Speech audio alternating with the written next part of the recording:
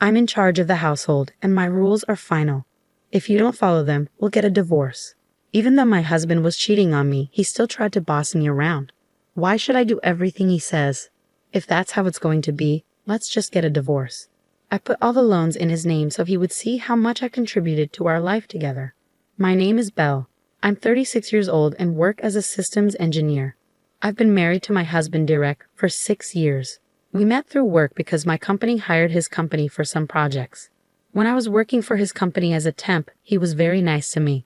We started hanging out outside of work, dated for a while, and then he proposed. I said yes. When I got married, I left my job at the company. Working as an engineer was very demanding and stressful, and the pay wasn't great. I was worried that if I kept working like that, I wouldn't have enough time for my husband, and our relationship would suffer. So I decided to become a freelancer. This way, I could have more time for household chores and to be with my husband. At first, freelancing didn't make much money, but I had engineering experience. Gradually, I got more clients and my income grew. I was surprised at how quickly things improved and was thankful for my husband's financial support during that time. I worked hard on housework, even though cooking wasn't my strong point. I used recipe books to try different meals to keep my husband happy. "Thanks for cooking and cleaning. It really helps me out," he said. His praise made me feel good. In the beginning, we respected each other and had a happy life. But after a few years, my husband suddenly suggested, "Isn't it time for us to get a new house?" Huh? A new house? I was shocked when my husband brought it up. He's not the type to save money. "Well, shouldn't we save a bit more first?" I asked. "What are you talking about? I earn a good income, don't I?" Yeah, but we haven't had any financial issues since we got married," I said, even though I wanted to mention that it was because of my income too. Although he gave me money for household expenses, he always used up his own allowance before payday. So I saved as much as I could from my own freelancing income and added it to our budget. That's how we managed to live comfortably without any financial problems. I was thankful for his income when we first got married, which is why I didn't tell him that my freelancing income had grown. I didn't want to hurt his feelings by revealing how much I was actually making. Even if I felt like we might have spent too much, our lifestyle hadn't changed. I realized my income had probably increased and wondered if my husband didn't fully understand his own finances. I was surprised by his excitement about building a new house, and I didn't know how to stop him. "What kind of house are you thinking of?" I asked, trying to find a way to build something affordable while considering his preferences. But he kept adding more and more features. "If we want to include all of these, the house will be very expensive," I said. "It's not a big deal. It's a once-in-a-lifetime purchase, and my income should cover it, right?" he replied. I was puzzled about how he came to that conclusion. I regretted not telling him about my increased income and decided it was time to do so to help him understand. "Derek, about the household expenses, I actually contribute a significant amount from my income too," I said. For some reason, he didn't believe me. "Come on, don't be so slow about this." "I'm not lying," I insisted. I wanted us to buy a more affordable house, but my husband didn't listen. He used his salary to take out a loan for a house that was stretching our budget. At first, I thought we were managing our money well, but over time, his spending got out of control. He started buying expensive clothes and watches and went out drinking every night with his colleagues. Even though he worked extra hours to cover these costs, his spending was hard to ignore. Despite all this, he was determined to build a house, and eventually he managed to do it. "Wow, this is a really nice house," I said. "A house is a clear sign of success, isn't it?" he said. He was right. The new house is amazing. It's spacious, beautiful, and comfortable. My workroom is bigger now, so I can fit a large desk and work more comfortably. This has made me more productive, and I'm thankful for that. But I'm still anxious about our monthly mortgage payments. My husband doesn't seem to understand that we're paying off a long-term loan every month.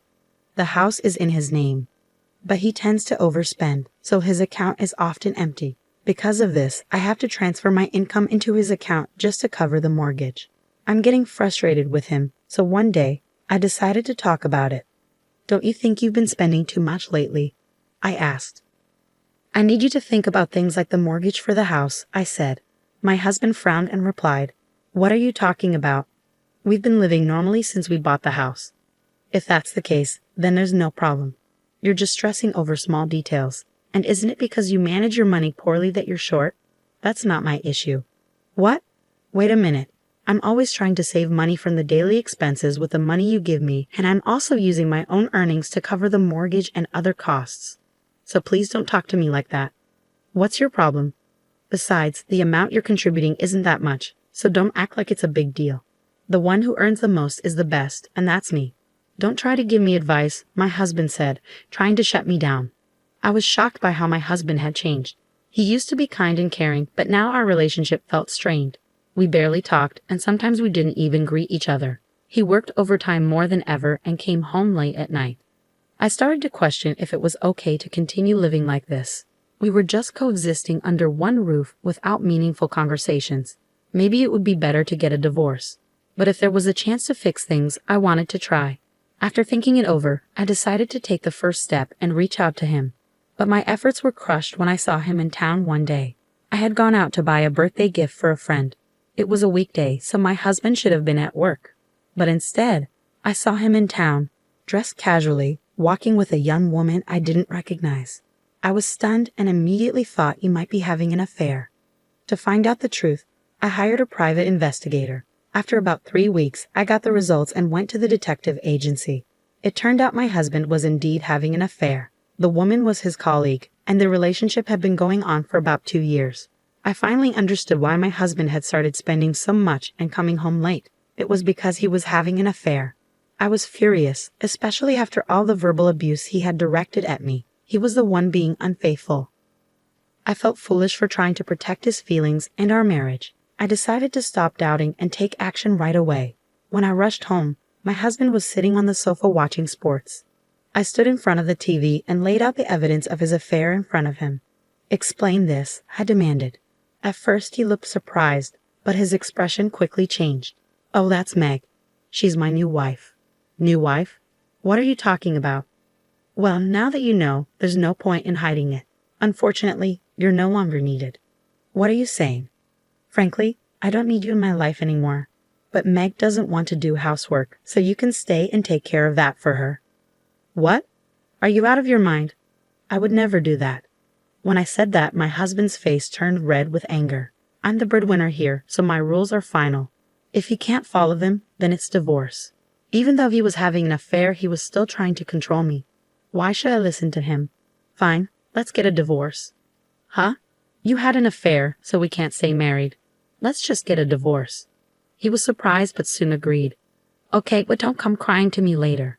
But you need to help me change the names on the utility bills and the car loans we just took out."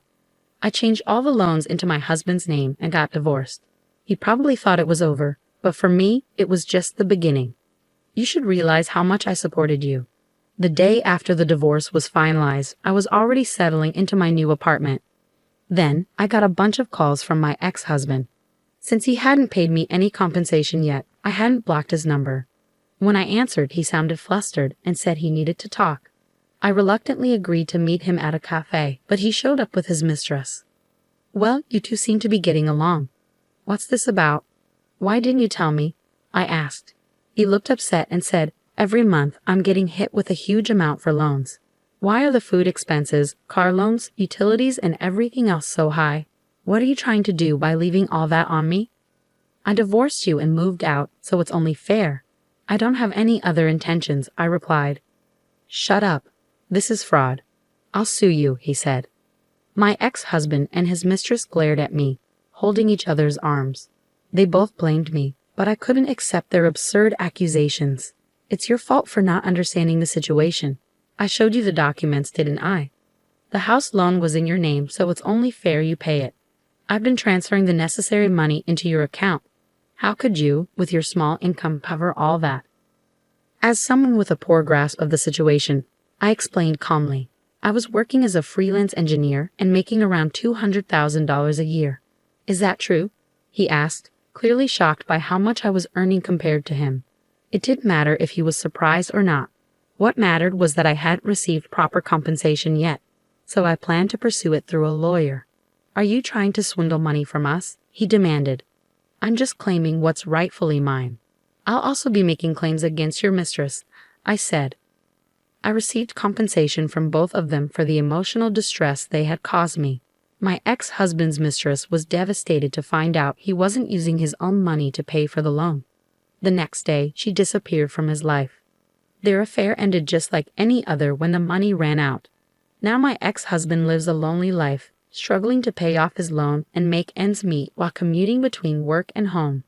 He's facing the consequences he deserves, but he couldn't handle it and started spreading news about his affair at work. His mistress claimed he was abusing her, leading to a messy quarrel. Since neither of them was credible, no one believed their claims. His financial troubles worsened, and he was eventually demoted and received a pay cut due to his inability to focus on work because of his mounting debts. It's all his own fault, and frankly, he brought it on himself. As for me, I was nervous at first when I moved into my new high-rise apartment, but now I'm enjoying my life here.